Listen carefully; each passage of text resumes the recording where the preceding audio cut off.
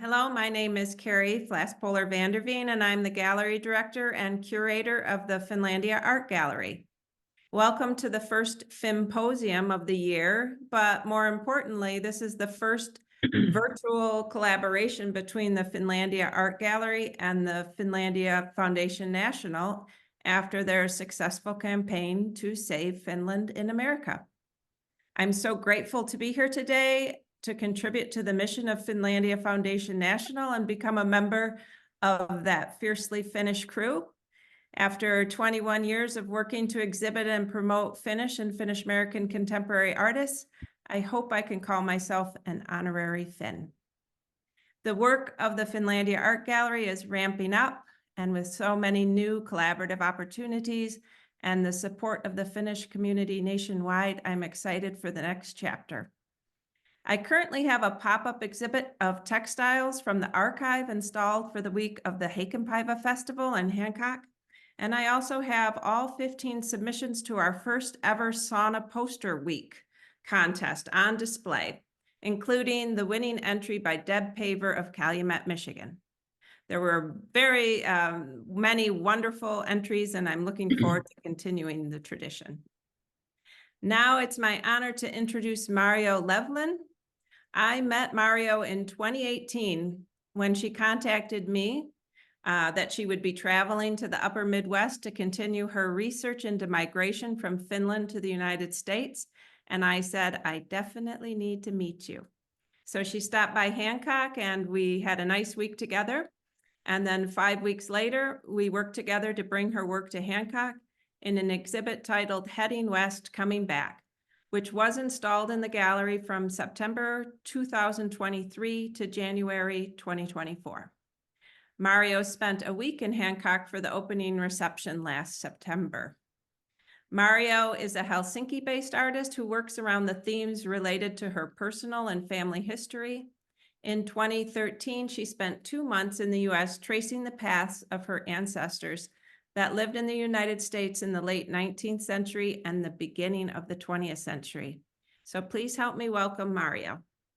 Thank you so much. I'm really happy to be here with you in this occasion, this webinar. And I had been, as she said, traveling around, trying to find tracks of my ancestors. That is my grandmother and grandfather from my father's side, who were both born in the US, and a history that we knew quite little about. And I wanted to know something more. And that is why I did this trip to try to find out. And I think it was a trip much about not finding out so much, but more perhaps a trip in understanding how fast we forget about our past, our history. It's just a couple of generations away and the memories are almost gone. So this is a film called Oblivion.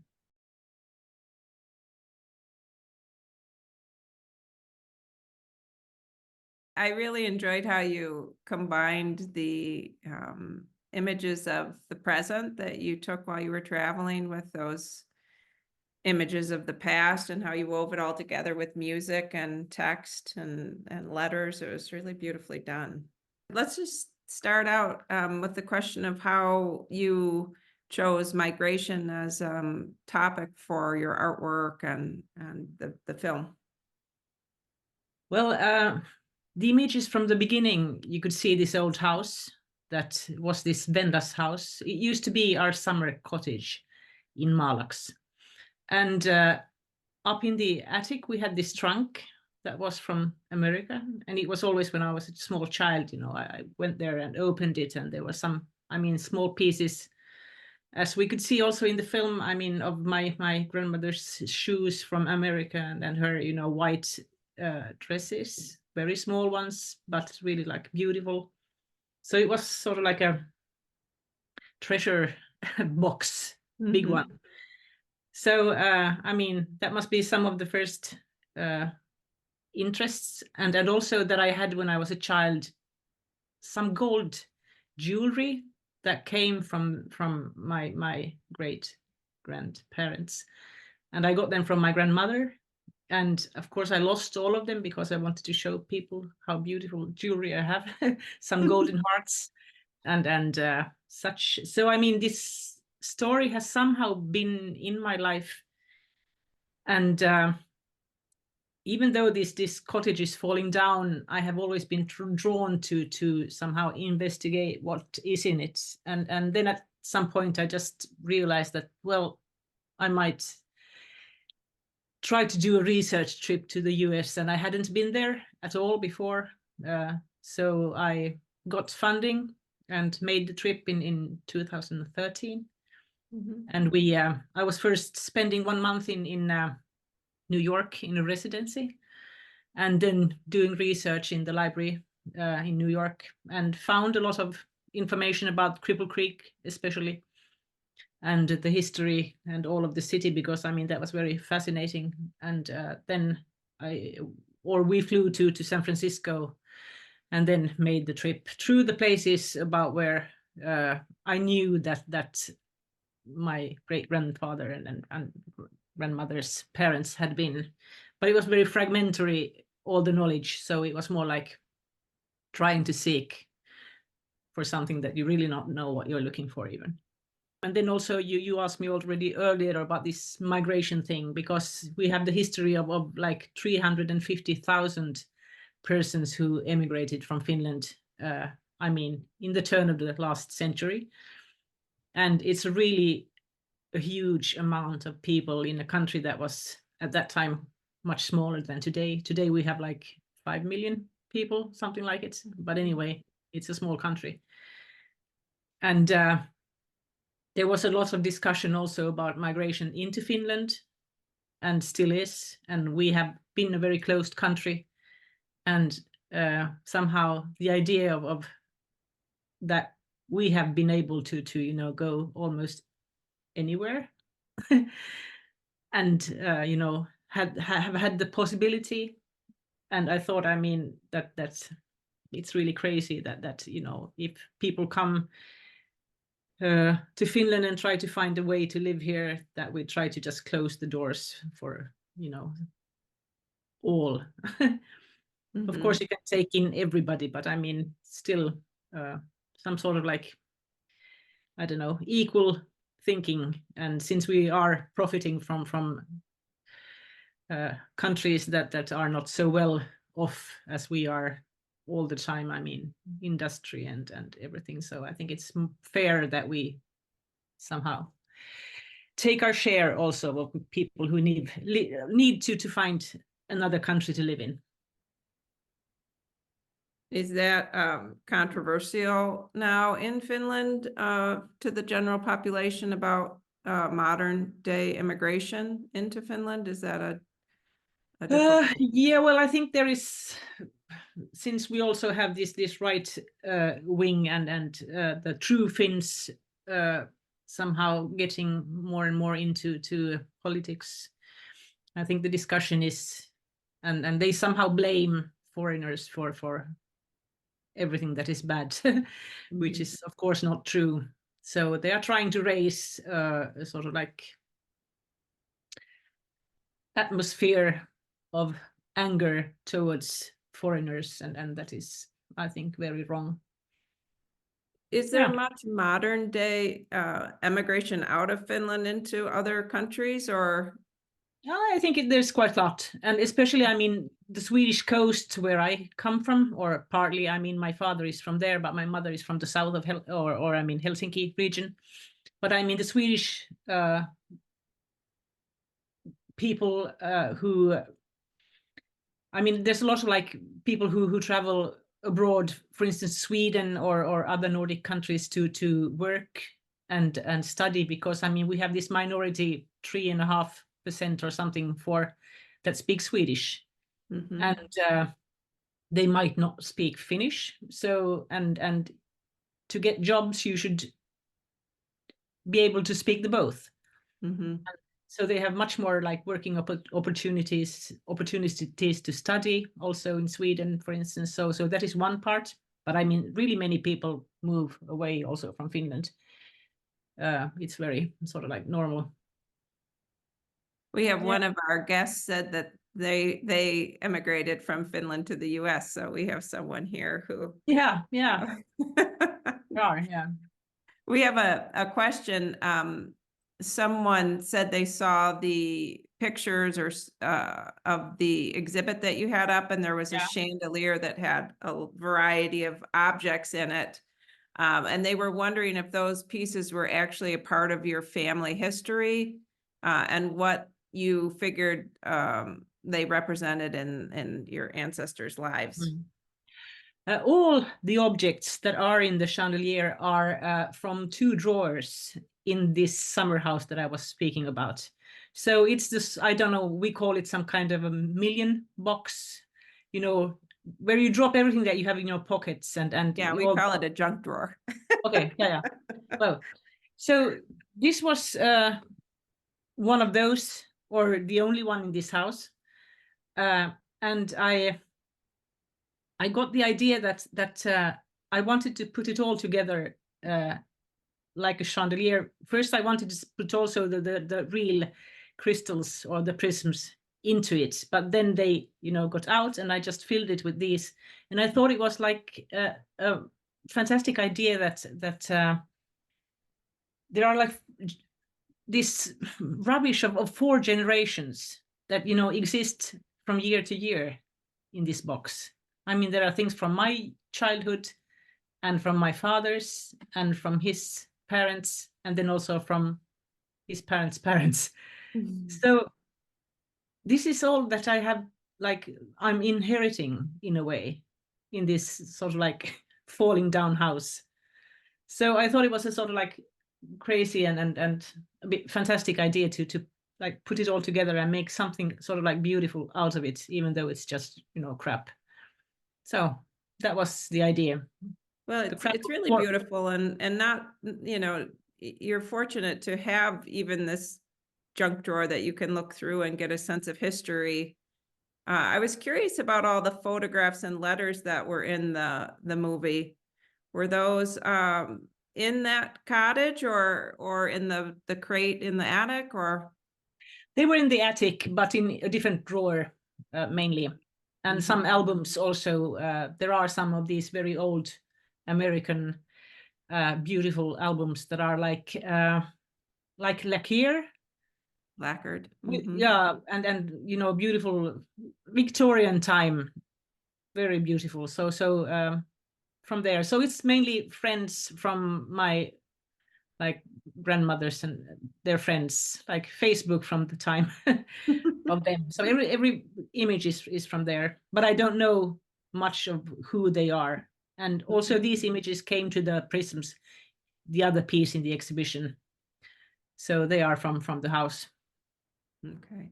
Those Yeah. are from pictures in the house. Yeah, in the exhibit, there is a very beautiful piece where Mario transferred photographs onto crystal chandelier prisms. So the light would shine through the prism and sort of make that portrait glow in a way. It was very haunting and beautiful at the same time.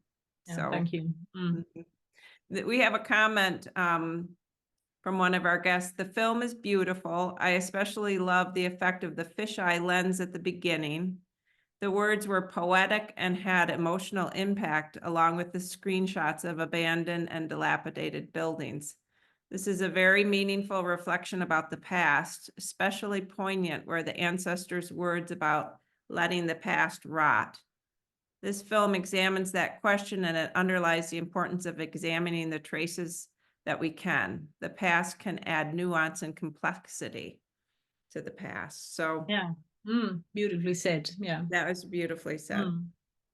Actually, they continue to say that their grandparents traveled to America in Minnesota, and one grandfather returned to Finland and then came back to Minnesota again.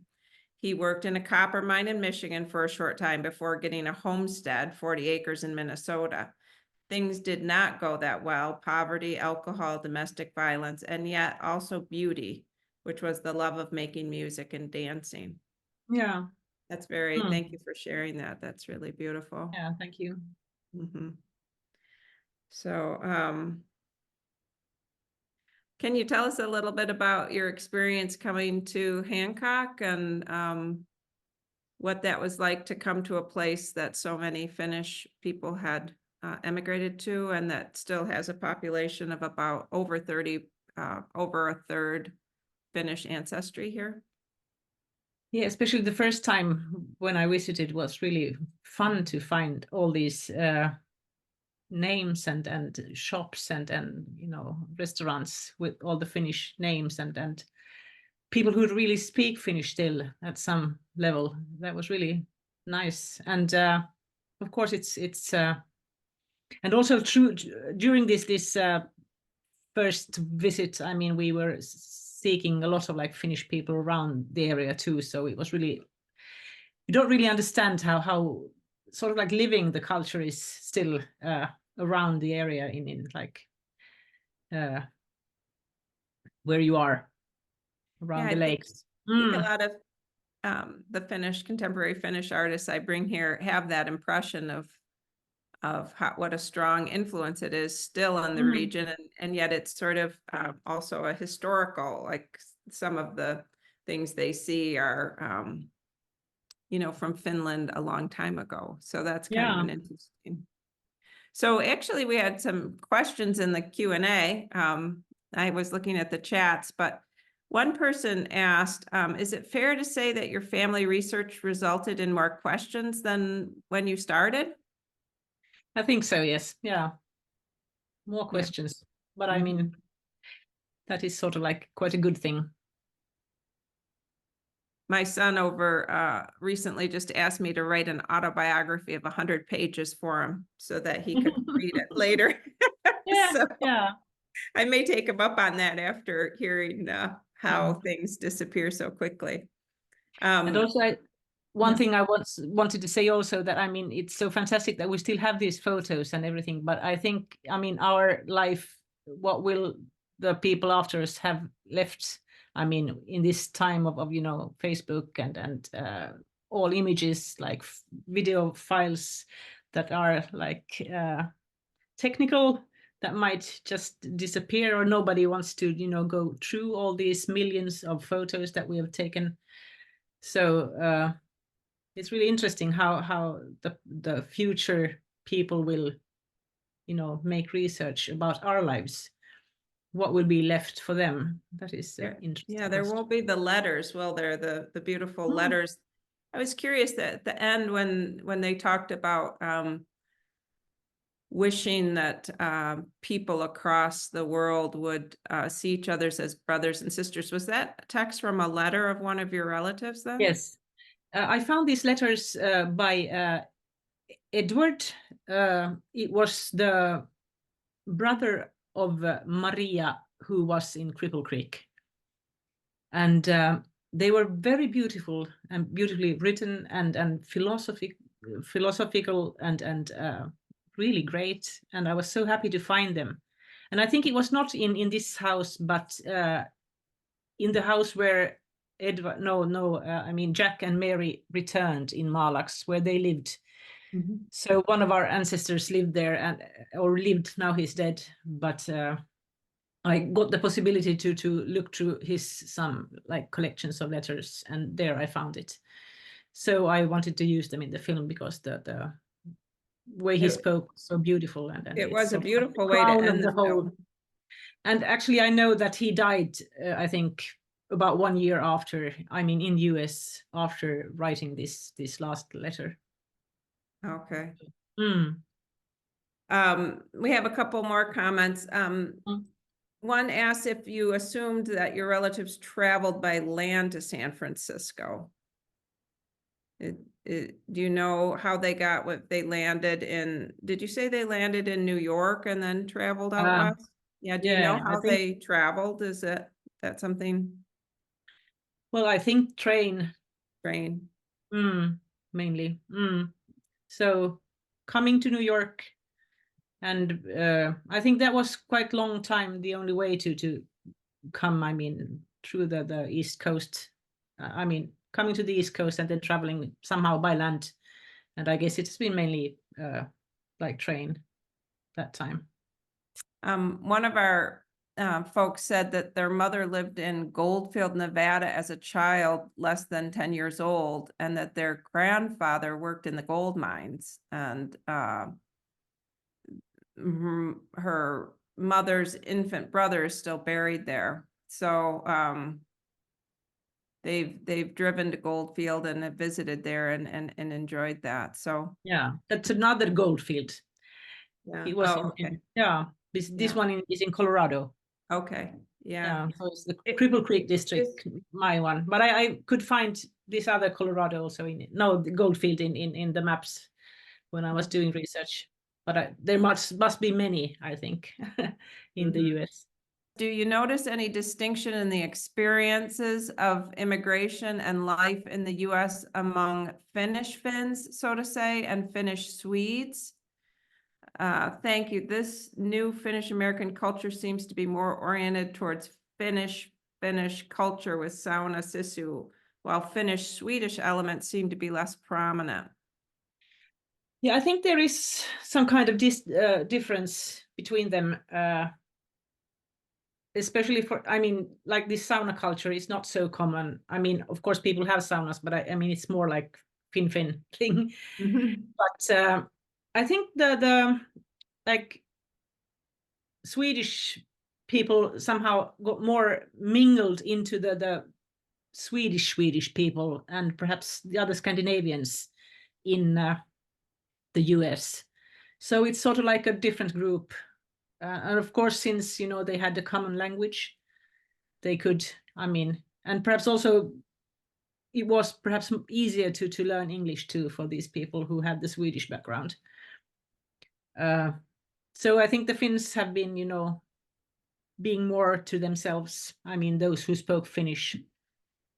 And in the way, we have still in Finland also that we have the areas that are like more Swedish. And for instance, when I moved to Malax when I was a child, I was about like 10 years. We lived in Vaasa first, but we moved to this Malax 76 or something.